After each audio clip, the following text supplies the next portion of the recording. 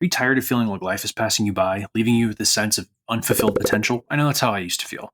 Well, it's time to take control and reclaim your future. These are the 5 questions I asked myself when life was feeling stagnant that helped me break free from the cycle of frustration and got me started on a path to a future that actually felt worth chasing. It's time to make every moment count. Let's get into it together. How's it going, everyone? If it's your first time here, my name is Christian, and I've been studying personal development experts for more than a decade. And on this channel, we explore the strategies and tips to help you define what success means to you and work towards it together. So the first question I started asking myself, I actually read recently in a tweet by the author of Atomic Habits, James Clear. Imagine you hire a highly competent person to be CEO of your life tomorrow. What's the first thing they would change? Even though this is the most recent question I've started to ask myself, it's also the one that I know I'll keep in my repertoire for quite a while, because I think the answer to this question can change really frequently. A year ago, if I'd asked myself this question, the answer would have been something along the lines of, I don't have anything that I'm ambitious about, anything that I really want to chase. Now, when I ask myself this question, unequivocally, the answer is that I need to fix my sleep schedule. That's the biggest thing that would have a pretty positive impact on the way my life is going right now.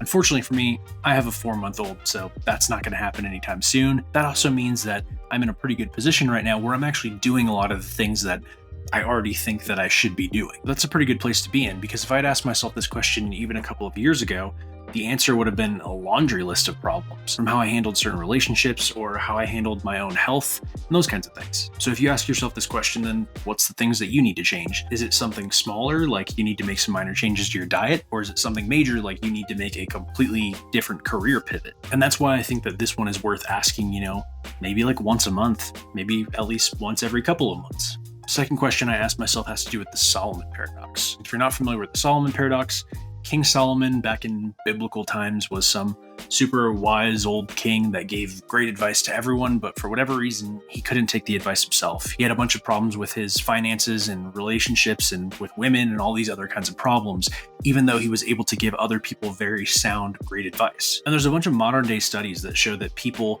if you whitewash the situation and remove their name from it, but give them the exact situation that they're in, they're actually able to give themselves better advice than if you say, hey, you have these problems, how would you fix them? Because it removes the emotional connection. So what I found works really well for me is asking my future self, hey, what should I do in this situation? What I used to do was ask like 80 to 90-year-old me this question, because I just kind of figured, they're at the end of their life and they have the perspective to look back and say, these are the things that really matter. But actually what I found was that future me at that age didn't really give the best practical advice in terms of should I take path A or should I take path B. It was more advice about how hard I was on myself. Most of the time the advice was future me just saying, hey, you got to give yourself a little bit more grace. You just got to learn to be a little bit easier on yourself. And I'm sure that a lot of people can relate to this and probably need to hear that advice, especially people who are really ambitious, because a lot of times it's just like nose to the grindstone and you have to accomplish things, but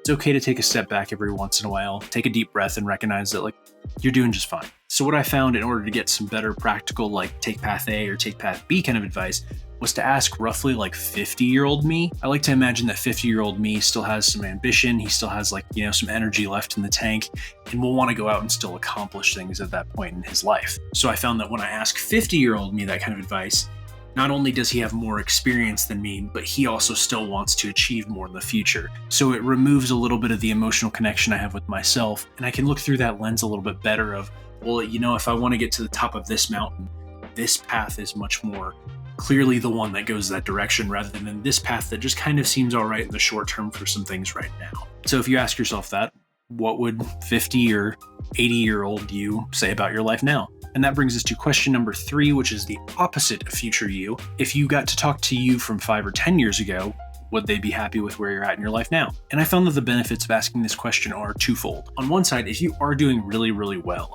then it's kind of a nice way to recognize that and give yourself a little pat on the back. Like if you talk to you from 5 years ago and they would just be absolutely psyched with where you're at in life now, it's nice to hear and to be able to kind of celebrate those little victories. Whereas if you from 5 years ago would look at your life and be like, wow, my life is still in shambles, then it's also kind of a great wake-up call to have. Because do you want to look back in another couple of years and say, what would 5 years ago me think about where I'm at now?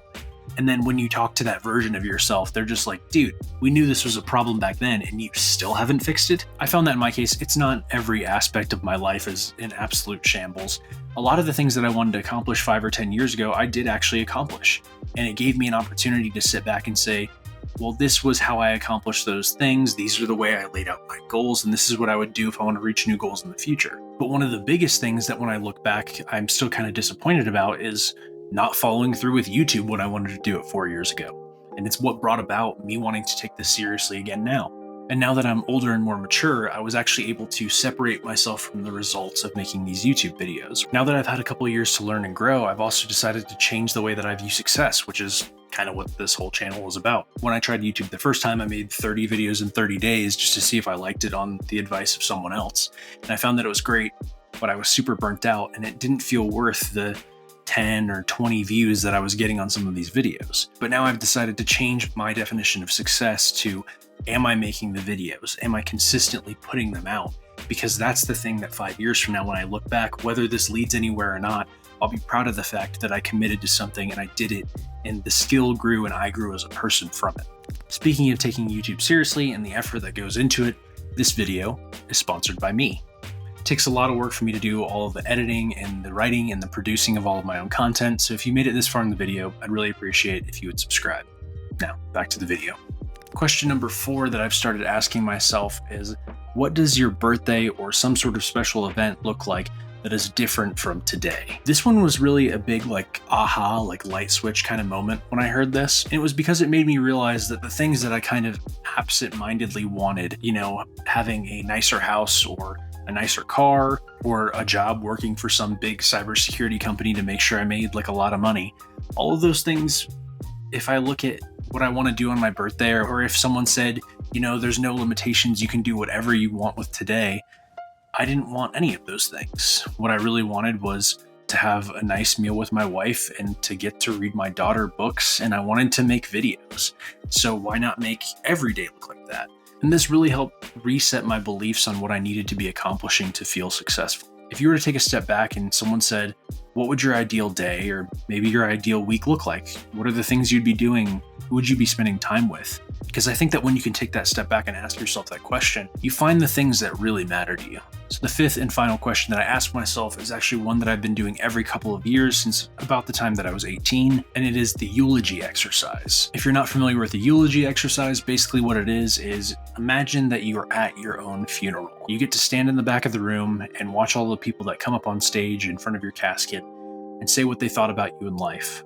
What kind of things would they say about you? Maybe what your spouse would say, or your parents, or your kids, or your best friend, or maybe your employer. After they go through the things that they would say, what do you wish that they had said?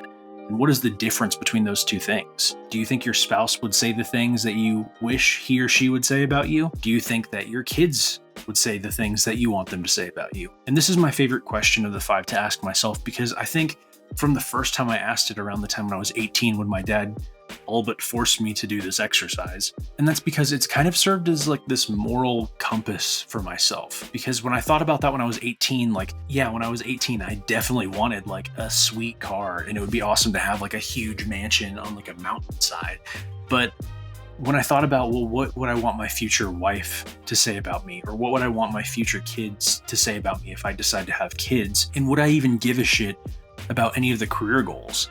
And I found that the answer was largely no. The things that I really wanted and hoped that people will one day say about me is that I was a great husband and a great father. I was compassionate and generous with my time and my resources. I always helped other people and went the extra mile to make sure that they were cared for.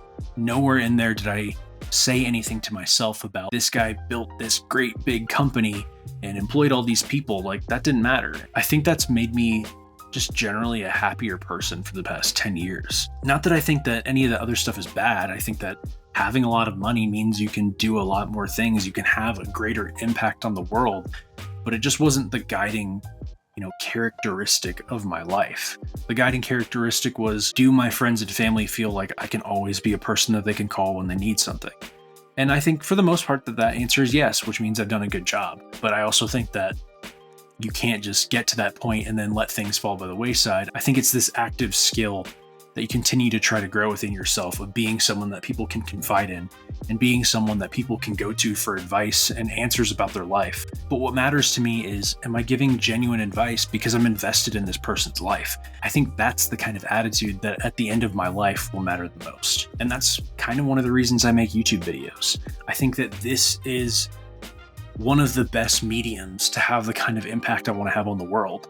Because if all of these videos never get over 30 views, then it means that 30 people watched and maybe 30 people got helped.